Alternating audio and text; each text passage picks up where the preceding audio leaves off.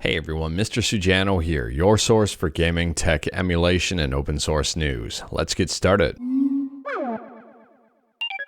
Alright, we'll kick things off talking about PlayStation 1 emulation with Duckstation, and Duckstation just got a brand new update. So at the time of filming, the latest rolling release has a whole bunch of bug fixes and optimizations.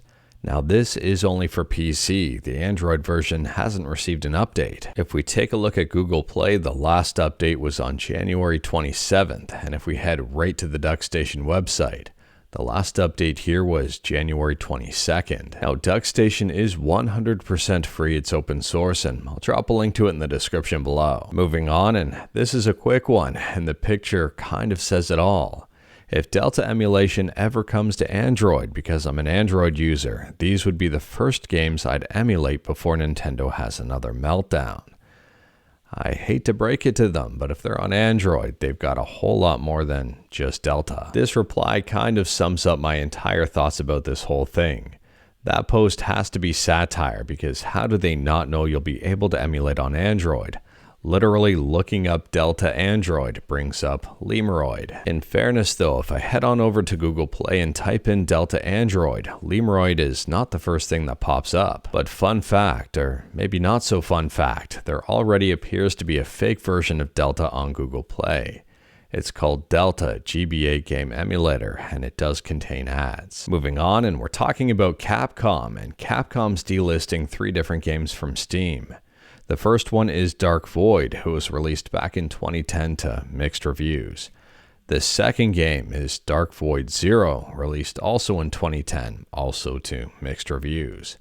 And the third game here is Flock, released back in 2009 to very positive reviews. All 3 games are currently on sale for a couple of bucks each. And here's the notice of sale termination that appears on their Steam pages. Capcom will be discontinuing digital sales of the game on the Steam store on May 8th.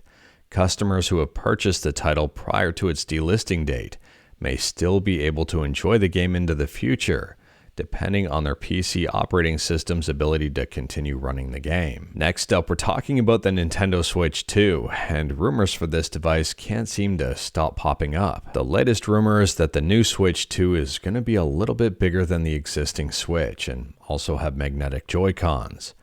I can absolutely see that. Next up, we're talking about Counter-Strike 2, and this game got a brand new update that might be exciting if you're left-handed. So in addition to a bunch of bug fixes and a whole bunch of different tweaks, they've added in a preferred view model left and right-handedness setting, and also a switch view model left and right hand key binding for temporarily switching hands. Next up, this one was a very welcome surprise today. Microsoft has open sourced MS-DOS 4.0. MS-DOS 4.0 was a multitasking release that ended up using a whole bunch of RAM.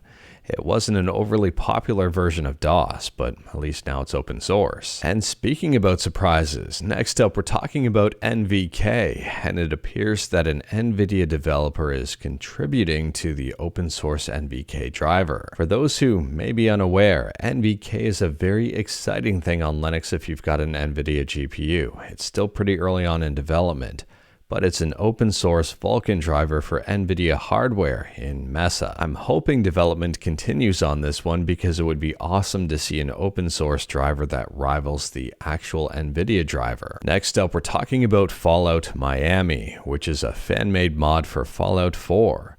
The trailer for this thing just dropped over on YouTube, and I'll drop a link to it in the description below.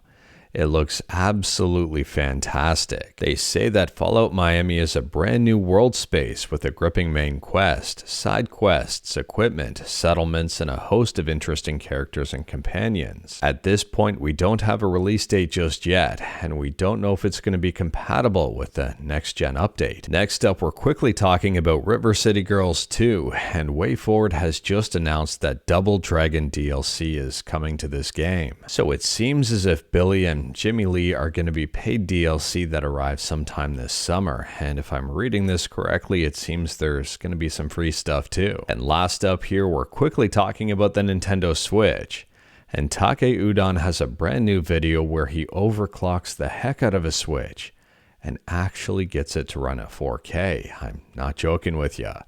It's an amazing video to check out and I do recommend it. I'll drop a link in the description below. But anyways, that is all I've got for you in this one. Straight to the point, all stuff and no fluff. We talked about a bunch today. Let me know your thoughts about absolutely any of it in the comments below. If you like this video, leave a like. If you didn't like this video, leave a like. Hit that subscribe button, check out my other videos. Don't tempt fate, save your state.